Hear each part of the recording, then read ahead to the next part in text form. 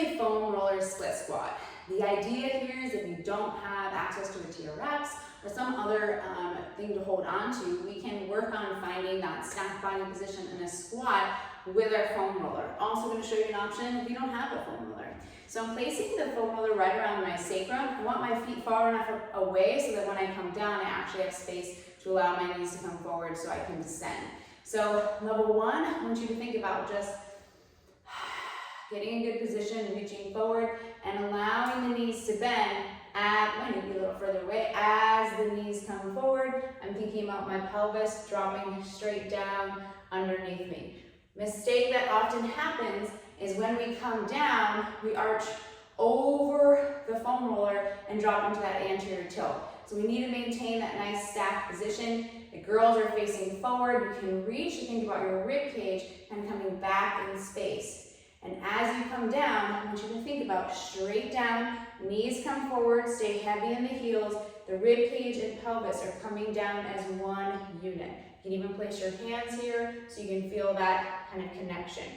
I want you to only go down to about halfway and push yourself up. If you're ready to advance this, you can grab a weight. I can show you use a kettlebell, dumbbell. I'm going to hold it in that front-loaded position, and I'm going to allow myself to come down and then push up. But that stack still remains, ribs over pelvis. As I come down, pulling myself down. Heels are heavy.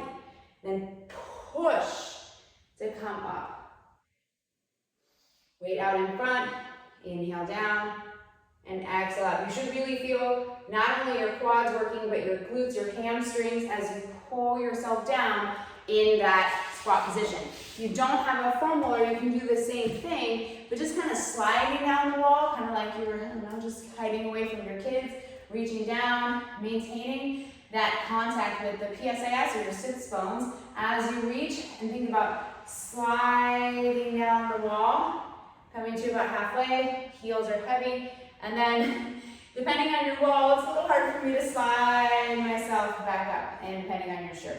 But you can kind of think about that slide down, maintaining that ribs over pelvis, and then slide up. And if you need to help yourself with a little push, you can do that as well. So thinking about that foam roller squat, you can load it. This can be very challenging, but the goal is to maintain that ribs over pelvis connection, front load it. If you want to add weight, and you pull yourself down, staying heavy in the heels, and then drive yourself back up. There's a lot of quad, but also a little bit of the back line of the body too.